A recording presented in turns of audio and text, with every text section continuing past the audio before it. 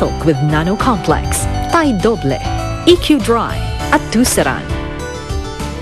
Maghihintay ako sa'yo kahit nasasaktan ng puso ko. My God, she could have lied.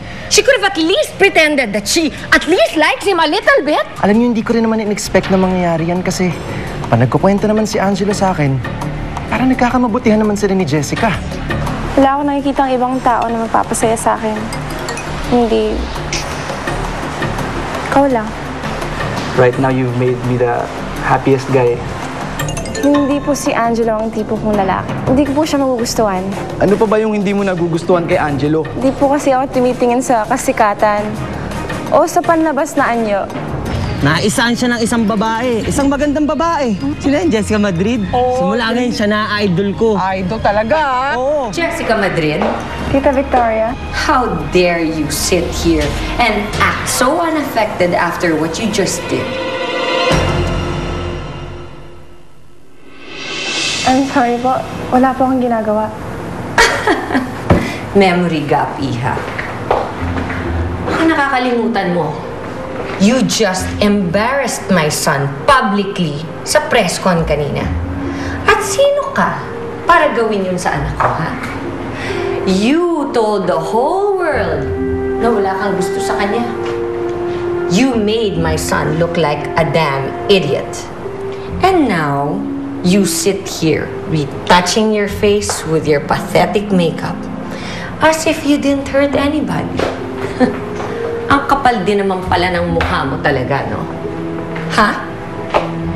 Ano po ba gusto niyong gawin ko? Magsinungaling at paasahin ang anak niyo?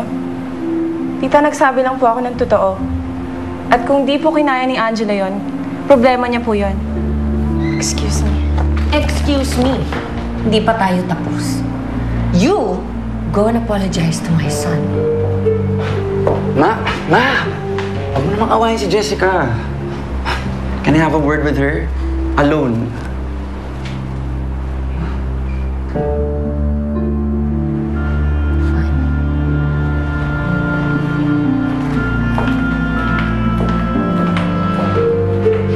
So, Jessica, is it true? Sinabi mo kanina na hindi mo ko gusto, na wala akong pag-asa sa'yo. Oo, Angelo. Totoo yan. Hindi kita gusto. Anong nagawa ko sa'yo, Jessica? Magkasama tayo kagabi. And that wasn't what I felt from you.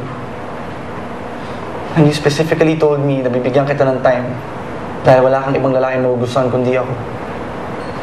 Pero anong nangyari? Pinaasa mo lang ba ako, Jessica? Ha? Hindi kita pinaasa, Angelo. Nagbago lang isip ko. Nagising ako kanina, and then I thought, hindi pala kita gusto. So you expect me to believe that? Ha? Jessica, gano'n na lang yun? Oo, ganun yan. Di ba pwede magbago ang isip ko? Okay. I thought I was special to you. Pero hindi pala.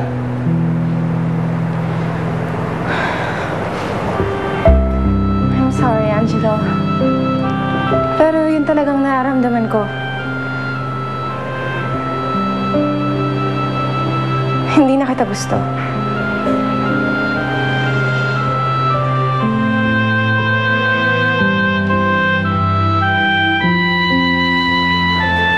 Masaya ako na nasaktan ko na si Angelo.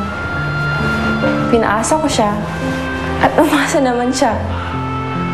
Ngayon, alam na niya yung pakiramdam ng ginawa niya sa akin yun. Patas na kayo ngayon, no? Kung nakita mo lang sana yung mukha niya nung iniwan ko siya doon.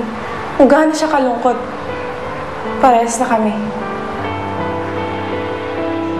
Masaya ka na nakaganti ka na sa kanya. Masaya ako, Chiki. Masaya ako na nasasaktan ko siya. Masaya ako. Eh, ba't ganun? Parang nasasaktan ka rin.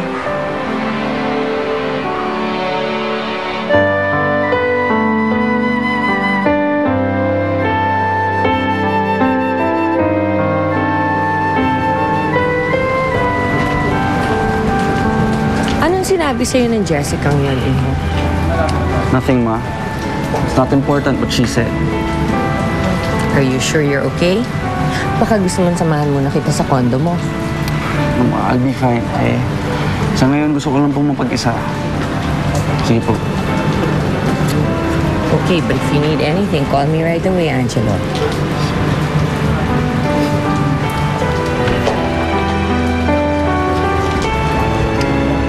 Bakit kaya nagawa sa akin ni Jessica yun? Angelo is very vulnerable now, Iha. This is the best time to be with him. Actually, tita, nandito na po ako sa condo niya ngayon. As soon as I heard the news, naisip ko na puntahan siya dito. Well, just support him. Be a shoulder to cry on, Iha. Let him know nandiyan ka lang sa tabi niya to listen to him. And malay mo, before you know it, kayo na ulit. Ngayon ko po ipapakita sa kanya na dapat ako na lang ang pinili niya. Sige, tita. I'll update you na lang, okay? Bye. Ma'am Cleo, hinahanap niyo po ba si Sir Angelo? Napadaan po siya dito sa kanina pero sandali lang umalis din. Ha? Saan siya nagpunta? Hindi ko alam. Saan kaya si Angelo?